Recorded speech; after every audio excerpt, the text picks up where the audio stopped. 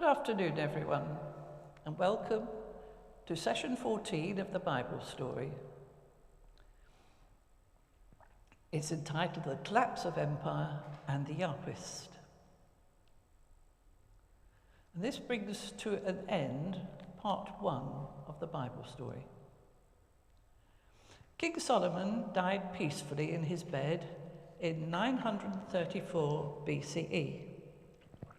He was succeeded by his son Rehoboam, who inherited what was left of his father's empire. That was mainly Juscalian, with its capital city Jerusalem, where the Ark of the Covenant had been incorporated into the temple.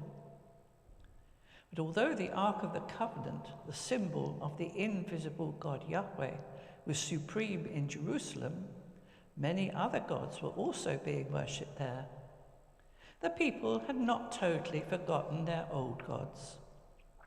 And Solomon's many prestigious wives, including the princess of Egypt, had also introduced their gods to be worshipped in the city. King Rehoboam was almost bankrupt after his father's lavish lifestyle had reduced the country folk to poverty.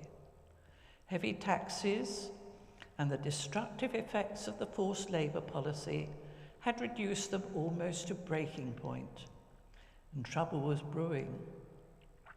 But their leader, Jeroboam son of Nebat, had fled for safety to Egypt, where the Pharaoh, Shonshenk the first of a new 22nd dynasty, gave him shelter.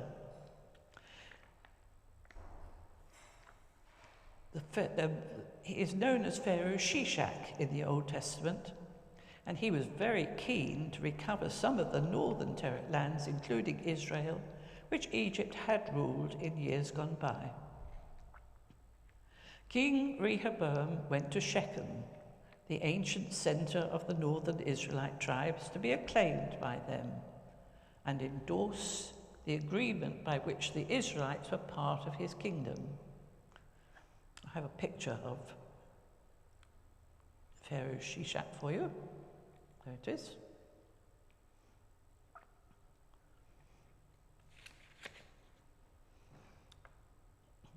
Jeroboam son of Nebat was also there, having returned from Egypt with the enthusiastic support of Pharaoh Shishak, but he didn't go originally to stir up trouble.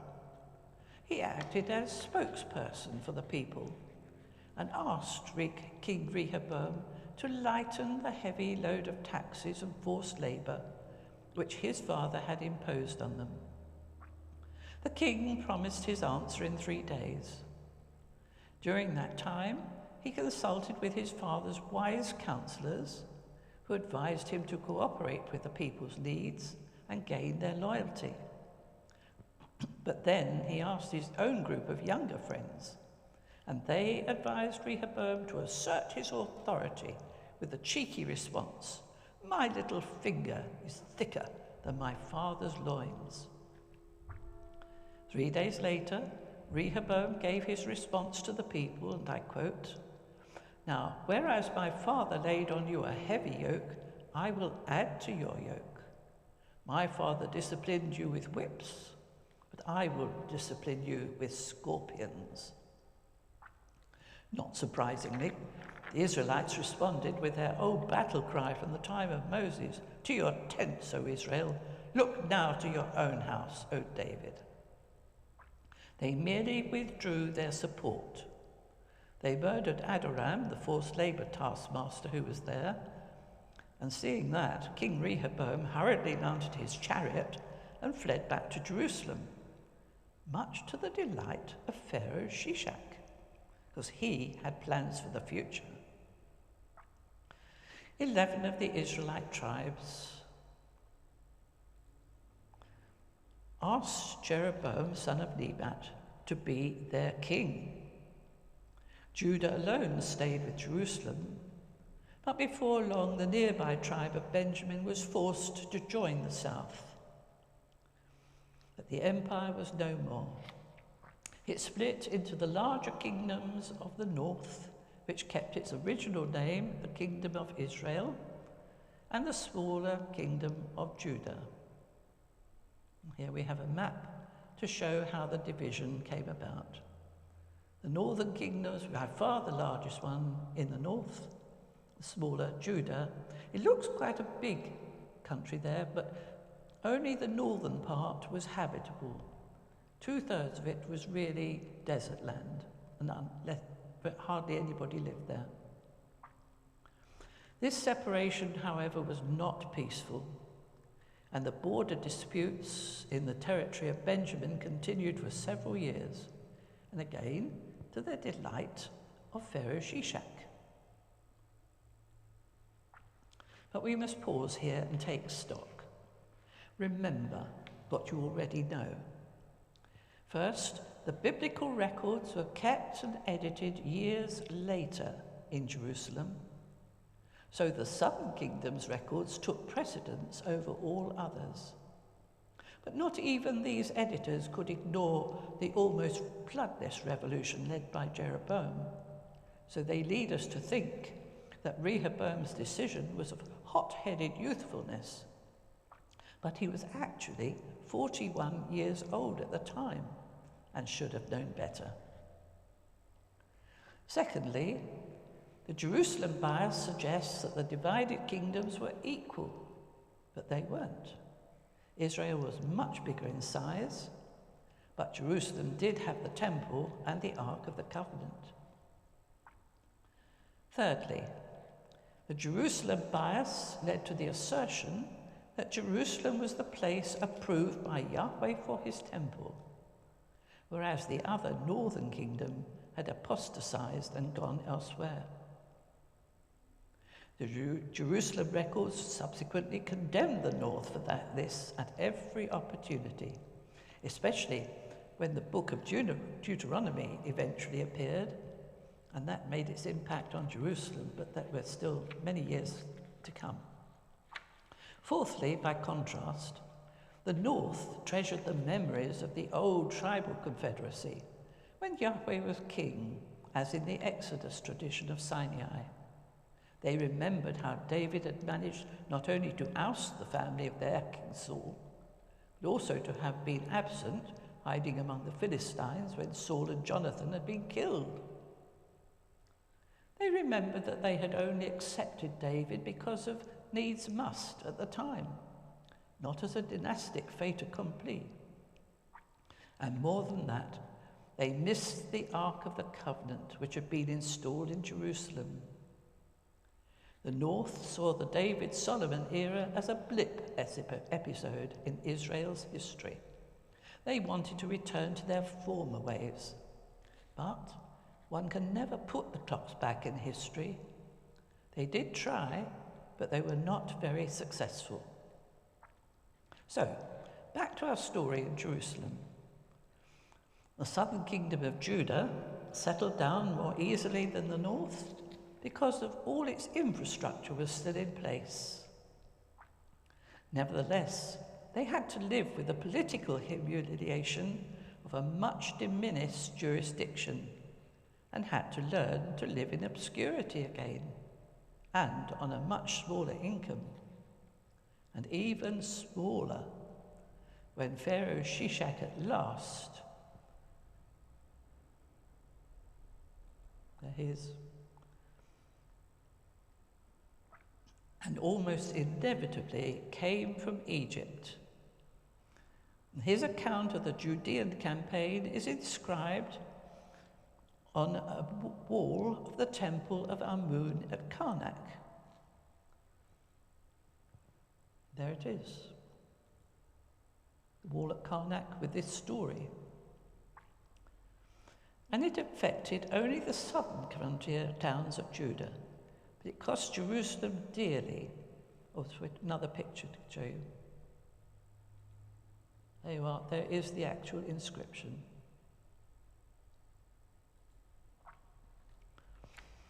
But it cost Jerusalem dearly to pay him off. Pharaoh Shishak stripped them of all their gold and silver from the treasury of the temple, as well as other costly possessions, and Judah was reduced to poverty. What a turnaround in less than 20 years. But it was not all total doom and gloom. The sophisticated, educated elite was still there. The wisdom schools were continuing, full of questions about science and creation, and at least for their lifetime, before their decline set in. The temple continued as before, with all the usual festivals, under the direction of the priests and the temple servants. Their questioning concerned all things religious, and, very positively, a new, exciting and liberating approach began to develop in favour of the Yahweh tradition, which they had inherited from the Israelite tribes. They questioned all the other gods being worshipped in Jerusalem. They questioned, but did not condemn them. That came many years later. They decided that Yahweh was the top god among the whole lot, and therefore took pride of place, the top god, over a pantheon of lesser ones, like the president over an assembly. And this was echoed many years later by the prophet Isaiah of Jerusalem in his description in the temple, and quoting the music, "Holy, holy, holy is Yahweh God of hosts." That is, he is over all the others, because there were holy, holy, holy, because there were no comparative adjectives in the Hebrew language. And the three holies meant the most holy. Now you can think of this when you next sing the Sanctus at the Eucharist. But people then wanted to learn more about this top god. And they remembered that the old exiled priest, Abiathar, had had many stories to tell long ago, and that collections of these stories had already been started from the shrines and significant places around the countryside. They had even begun to be woven together into a continuous sequence of events, as we noted many times before in the beginning of this course. But a new project began, to make an extensive search for everything they could find, even including several of the old everlasting mythic stories from the Mesopotamian tradition, which were well known. And these are now incorporated in Genesis chapters 2 to 11.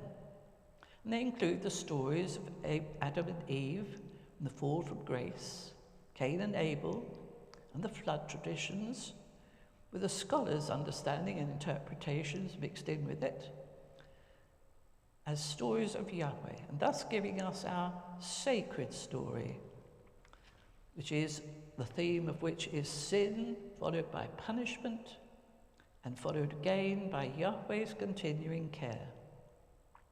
It culminates with the call of Abraham in chapter 12, and Yahweh's promise that through him, and I quote, "all the families of the earth shall be blessed."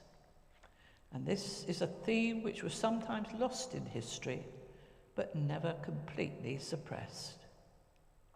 In all this, of course, I'm referring to the J Code, now coming to its fulfillment. Did the scholars work as a committee, we ask? Or was it the genius of an individual whose insight we have to marvel at? The favoured thinking is that it was an individual who coordinated all the stories because of its simple, straightforward style, which contradicts the idea of a committee at work producing a consensus. The whole code exudes a confidence which is startling and very exciting. Through its language, which was early Hebrew, remember that had no tenses for its verbs. Everything is in the present tense, as if each event is happening now. And compare the Passover and the Jews. They celebrate it as if it were happening now. And we indeed, at the Eucharist, celebrate the Last Supper as if it were happening now. It also implies that the future is also involved in the present time of now. Well, this individual, we have to call him the Yahwist because we do not know his name. But we can credit his work with laying the foundations of the whole of the Old Testament. And that means, indeed, the whole of the Bible. Wow, what a tribute. Now, this great discovery has come to us from post-Enlightenment biblical studies in Germany and elsewhere during the last 200 years, and in particular here from the work of the scholar Gerhard von Rad, who published a Genesis commentary in 1971, a culmination of his life's work.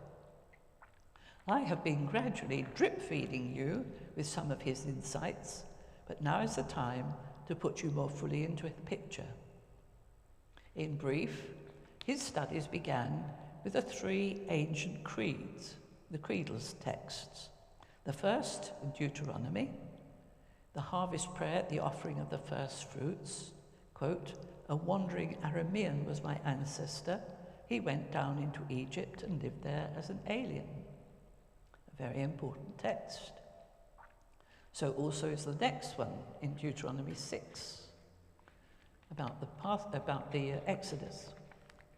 "When your children ask you what this means, you shall say, 'We were Pharaoh's slaves in Egypt, but Yahweh brought us out of Egypt with a mighty hand.'" And then thirdly, Joshua chapter 24, we have a description of the annual covenant ceremony at Shechem, with a recitation of the oral tradition as a reminder to the adults who'd heard it before, and an education for the children who had to learn. Well, Gerhard von Rad took these three basic texts of the Old Testament faith to find out what had been added or even altered. And this was a painstaking work of his lifetime. He discovered many extras, local cultic traditions, legends, bits of poetry, family loyalties and enmities. But at its heart were important stories treasured at various shrines, the holy places of theophany stories. Remember, those commemorating times when God appeared to someone on earth, Jacob at Bethel, Moses at Sinai, and so on. But all these stories were circulating in a haphazard fashion. Who, he wondered, had put them all into some sort of cohesive order?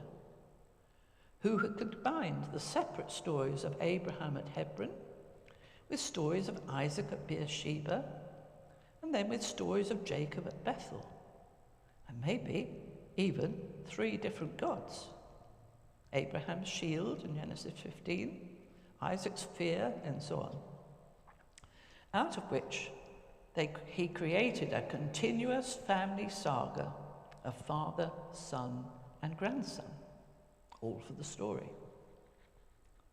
This unknown man realized that these changes had begun humbly. Sorry, it was Gerhard von Rad who realized these changes had begun humbly at the time of the early monarchy, and people began to think centrally rather than locally, and shared their stories with one another. The traditions became liberated from their past and open to interpretation, and eventually to the creative genius, the theologian, who's hardly been surpassed since then. The Yahwist, in fact, has given us the shape of the whole Pentateuch, as the later E-code from the north, and then the D-code of the Deuteronomists, and the final P-code of the priestly people were all intertwined into the J-code story. But who was he? The last point from von Rad here this afternoon is his search for the thinking of the Yahwist. He claims that the Yahwist remained very faithful to his sources, merely trimming them to fit his own scheme, and yet has left us with just 3 clues to his own understanding of Yahweh's ways. The first one is in Genesis 12, the call of Abraham. The second one is in chapter 15, the covenant with Abraham. But then a third one in chapter 18, most importantly. In this last passage, describing Abraham's bargaining with Yahweh for the righteous people in Sodom to be spared, he raises a very revolutionary question. When does God's grace break into human affairs? Which matters more, the godless guilty or the innocent righteous? And what determines God's action? The wickedness of many or the minority who were innocent? And how to win a reprieve on their behalf. We have some pictures.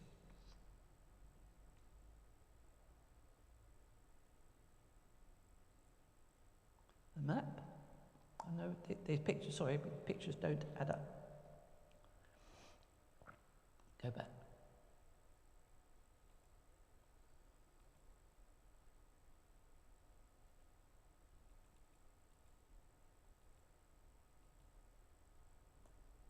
Sorry.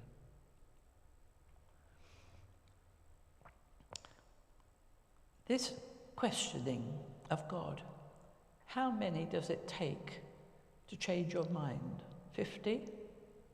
40? 30 innocent people? Yes, there's God. All right then. 25? Yes, there's God.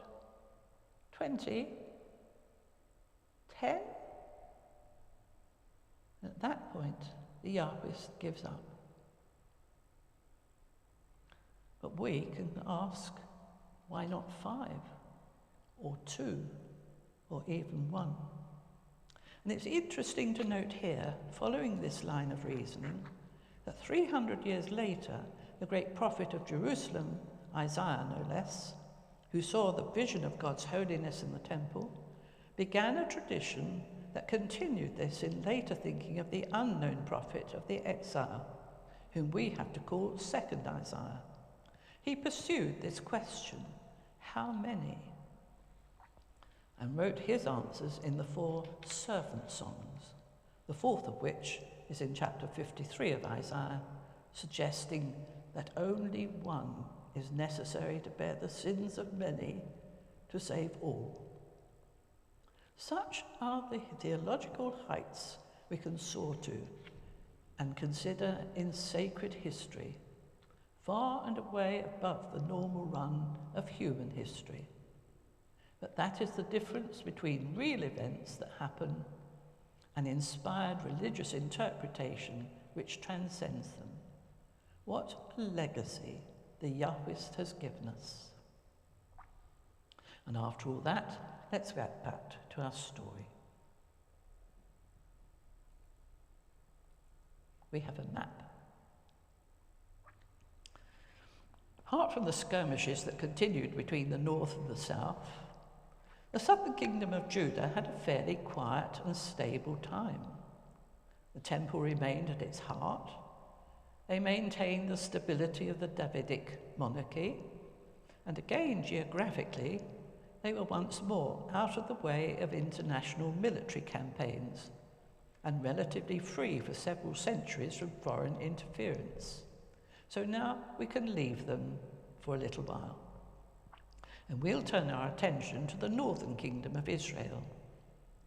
Under the kingship of Jeroboam, son of Nebat, the Israelites tried to restore their older ideas of living as Yahweh's people, and according to their treasured memories of the law of Moses, as in the time of King Saul, but it wasn't easy. They didn't have the same quality of educated elite scholars as there were in Jerusalem, but they did begin to make their own collection of stories, which we now recognize as the E-code. But they didn't have a theologian to compare with the Yahwist. Neither did they have the same quality of civil servants and administrators of public affairs, nor even a capital city. So where to begin? Jeroboam first resorted to the old capital of Shechem. But its disadvantage was its old connection in the minds of ordinary people with the Canaanite temple of Baal Berith. It was huge and dominated the town. But then Jeremiah tried to establish a capital at Penuel, the holy place of Jacob's redeeming theophany. If you look at this map, over the River Jordan there's another green strip where Penuel is. Go back a bit.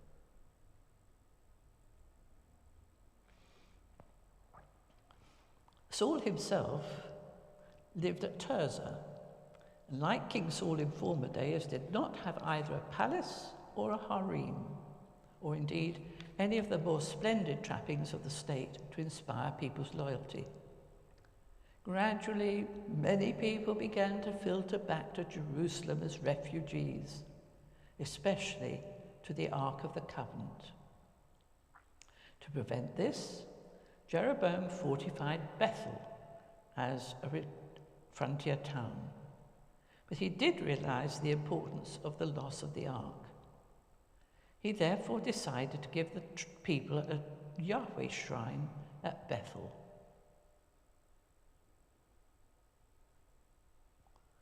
We have Bethel on the boundary between north and south, and right up at the very top, miles and miles and miles away, we have a little town called Dan.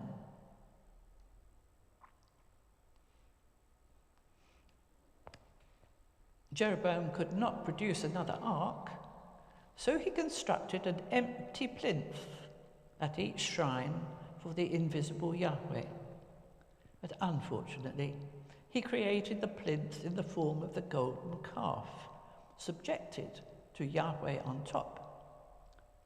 Possibly he had in mind thinking of the cherubim and the seraphim round the ark in Jerusalem's temple.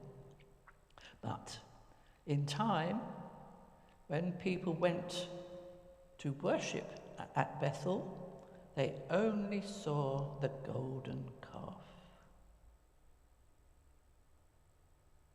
They forgot about the invisible Yahweh and gradually began to think that it was the golden calf that represented Yahweh, in spite of the law of Moses, which forbade any such graven images. The later editors of the scriptures never forgave Jeroboam for this. It's always referred to like a chorus as the sin of Jeroboam, the son of Nebat, that is, not the son of David. Unity of religion was not possible. Israel had now a geographical state, not an ethnic group, so town and country tensions persisted between Yahwism and Baalism.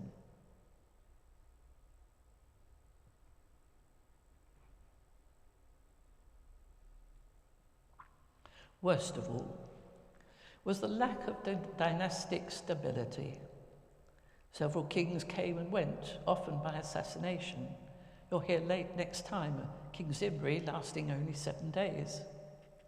Their kings were predominantly soldiers during the first 100 years, but best of all was that it enabled prophets to arise, commenting on their times in the light of the stable law of Moses, not only as at Sinai, but also as its moral precepts had developed to meet the needs of an agricultural society. The instability of the state led to its emphasis on law and prophecy, which will be our concerns for the future. Times didn't change until Omri became king, and we'll have his story next time.